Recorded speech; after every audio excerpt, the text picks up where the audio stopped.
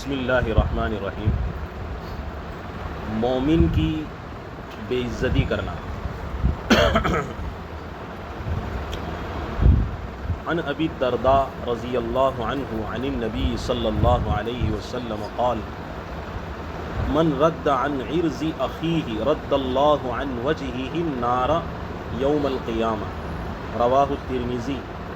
وقال حدیث حسن وابن ابی الدنیا وابو الشیخ فی کتاب التوبیخ ولفظہ قال من ذب عن عرض اخیہ رد اللہ عنہ عذاب النار یوم القیامہ، ثم تلا رسول اللہ صلی اللہ علیہ وسلم وکان حقا علینا نصر المؤمنین۔ ترجمہ۔ حضرت ابو درداء رضی اللہ تعالی عنہ سے روایت ہے کہ حضور اقدس صلی اللہ علیہ وسلم نے ارشاد فرمایا، جس نے اپنے مسلمان بھائی کی بے عزتی کو روکا، اس کی کہیں بے عزتی ہو رہی ہے اور کسی مسلمان نے دیکھا کہ میرے مسلمان بھائی کی بے عزتی ہو رہی ہے اور اس نے کچھ بھی حکمت سے کام کیا، روکا اس کی بے عزتی، تو اللہ تعالیٰ قیامت کے دن اس پر جہنم کا عذاب واجب ہو چکا ہوگا، لیکن اس سے جہنم کے عذاب کو روک دیں گے۔ اس سے جہنم کے عذاب کو، جہنم کا عذاب ہے لیکن اللہ تعالیٰ اس سے جہنم کے عذاب کو روک دیں گے۔ کیوں؟ کیونکہ دنیا میں اس نے مسلمان کی بے عزتی کو روکا تھا۔ پھر آپ صلی اللہ علیہ وسلم نے قرآن کریم کی یہ آیت تلاوت فرمائی، وَكَانَ حَقًّا عَلَيْنَا نَصْرُ الْمُؤْمِنِينَ۔ اللہ اور حق یعنی لازم ہے، اللہ پر ضروری ہے کہ مدد کرے ایمان والوں کی، مدد کرے۔ تو یہ صحیح مومن ہے اور اس کی مدد کرنا ضروری ہے۔ تو اللہ تعالیٰ کل قیامت کے دن جب سب گنہگار جہنم میں ڈالے جا رہے ہوں گے، اللہ اس کا کندھا پکڑ لیں گے، تم جنت میں چلے جاؤ، مدد فرما۔ دیکھو ہر وقت جو ہوتا ہے نا، موقع اور ماحول کے حساب سے وہ چیز بہت امپورٹنٹ ہو جاتی ہے، بہت مہنگی اور ضروری ہو جاتی ہے۔ ابھی دیکھو، ابھی 1 مہینہ بھی نہیں ہوا، یہ چاندی اس کا کچھ قیمت نہیں ہوتی تھی، ابھی آپ نے سنا 3 لاکھ اوپر اس کا 1 kg کا ریٹ چلا گیا، 3 لاکھ اوپر، کتنی امپورٹنٹ ہو گئی۔ کتنے لوگ لالچ میں آ کے بڑی بڑی رقمیں ڈال کے پھنس گئے اس میں۔ میرے کو فون بھی کرے، کوئی جائز طریقہ بتاؤ نا، میں ادھر سے یوں مال لے رہا ہوں، یوں لے رہا ہوں۔ میں نے کہا بھائی میں ذرا، میرے کو کتاب پڑھا نہیں، اس کا ایک کتاب مطالعہ کرنا ہے، ذرا مفتی صاحب ذرا ایک تھوڑا سن لو نے، میرے کو پیسے ڈالنے، بھاؤ اوپر چلا جائے گا تو میرا نفع یہ ہو جائے گا۔ تو ہم نے اس کو رستہ بتایا جائز طریقے سے کیا ہے، اور اس نے وہ مال ڈال دیا، سمجھے کہ نہیں، لاکھوں روپے ڈال دیے۔ اور اچانک صبح میں ہم نے دیکھا کہ 1-1.5 لاکھ روپے تک چاندی کیا ہو گئی، کریش ہو گئی، نیچے آ گئی۔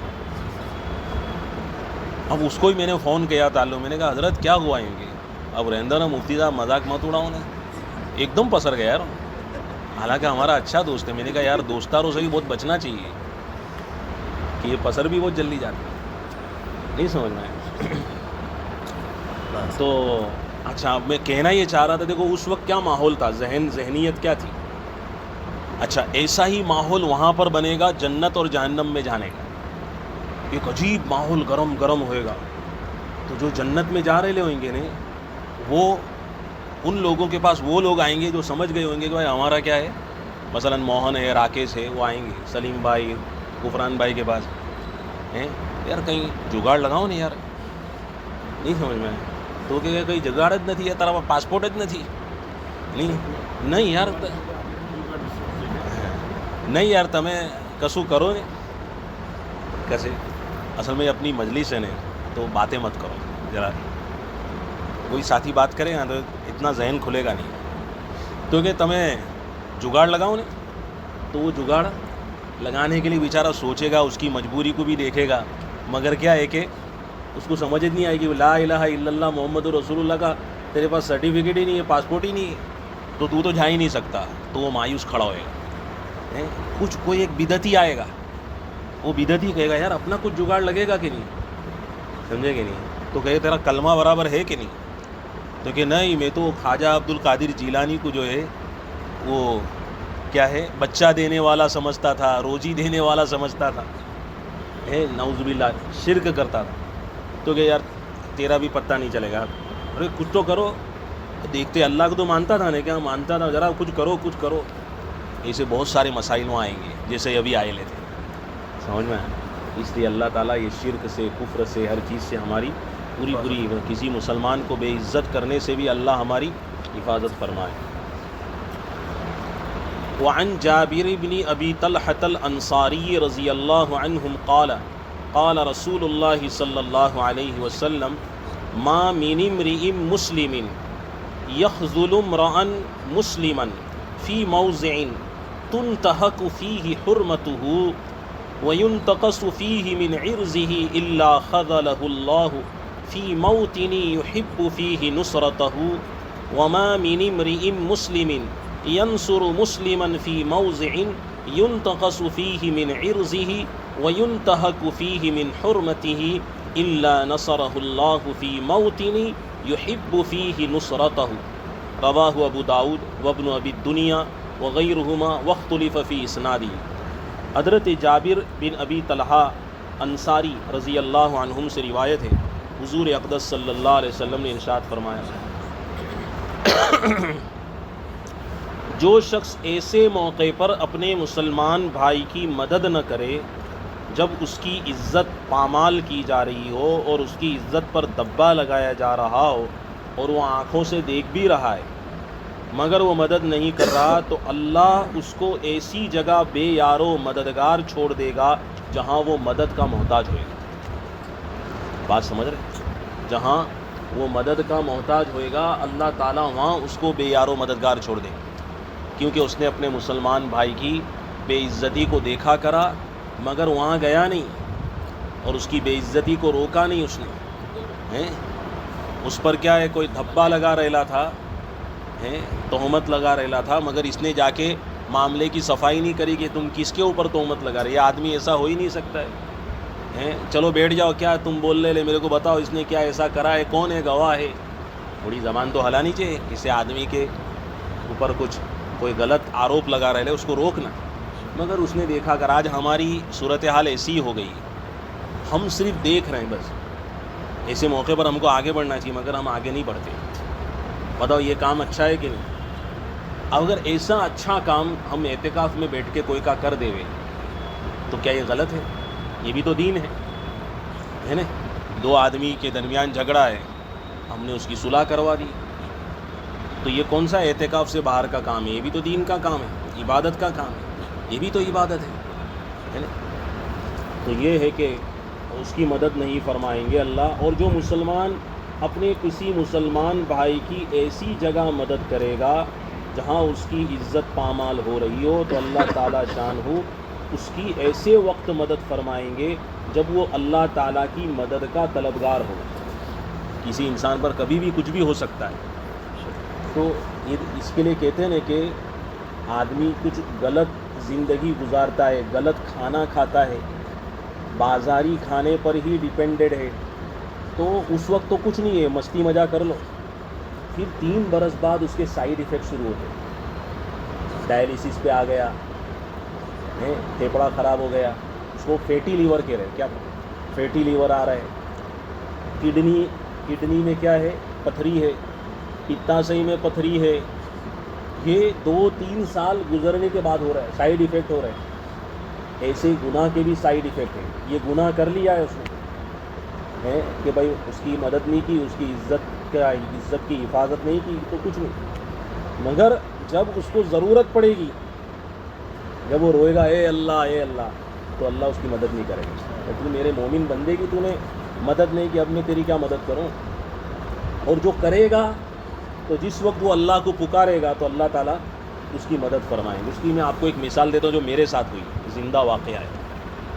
میری والدہ سمجھو کہ وہ اچانک بیڈ پر تھے، چلتے پھرتے، اچانک ان کو دمہ کی بیماری ہے، دمہ ہے. ان کی علاج سب دوا دارو سب چلتی، میں ہی دیکھتا ہوں، پورا ہینڈل کرتا ہوں. حالانکہ میرا ایک بھائی بھی ہے اور میں سب دیکھ لیتا ہوں. تو میری والدہ اچانک جو ہے ایک دم کوما جیسا نہیں ہو جائے، آنکھیں پھرا لی نے، سانس پہ سانس ہوتی جا رہی. تو میں رہتا تو وہاں گھر میں نہیں, میرا چھوٹا بھائی کے ساتھ رہتے, تو میں دوسری جگہ, میرے کو فون پہ فون آئے, میں اٹھا, میں وہاں پہنچا تو صورتحال بہت خراب ہو گئی. تو میرے کو اشارہ کر کے کہہ رہی کہ, تو میں نے وہاں جا کے کلمہ بھی پڑھایا ان کو. میں نے کہا پہلے کلمہ پڑھ لو. فوراً انہوں نے کلمہ بھی پڑھا کہ آگے ٹریٹمنٹ کرتے, مگر ابھی. پھر ان کو فوراً اٹھا کے لوکھات میں لے گئے. لوکھات میں لے کے انہوں نے فائل وائل چارج کری. پھر اس کے بعد وہ پیسے ویسے کا مسئلہ آیا.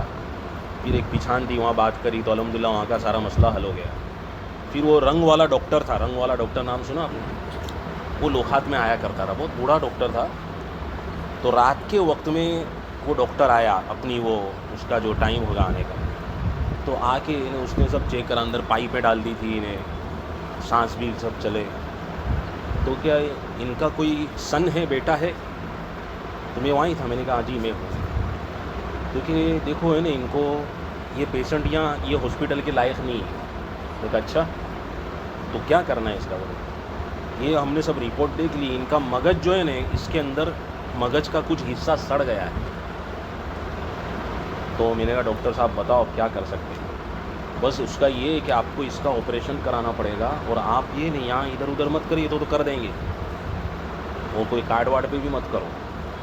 آپ ہے نا کوئی اچھے ڈاکٹر کے پاس, نام نہیں دیا اس نے, اس کی کوئی مونوپولی ہوئی, آپ کو اسے مشورہ کرو, اچھے ڈاکٹر کے پاس جاؤ, نہیں ان کا مغز کا آپریشن کراؤ, تو تمہاری ماں بچ سکتی ہے, تو تمہاری ماں صبح تک ختم ہو جائے گی. میں نے کہا ٹھیک ہے کوئی ڈاکٹر.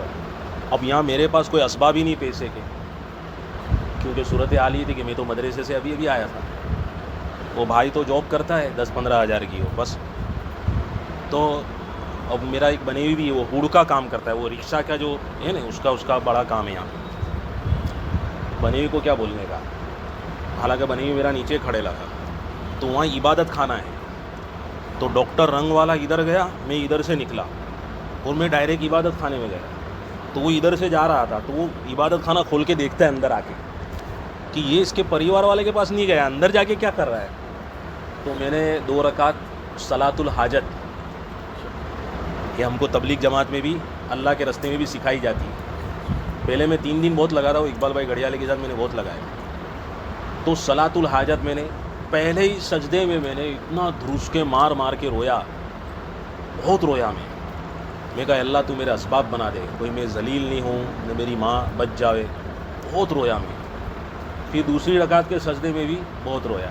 پھر دعا کری, اس میں بہت رویا. پھر اس کے بعد آنسو پوچھ کے میں نیچے اترا.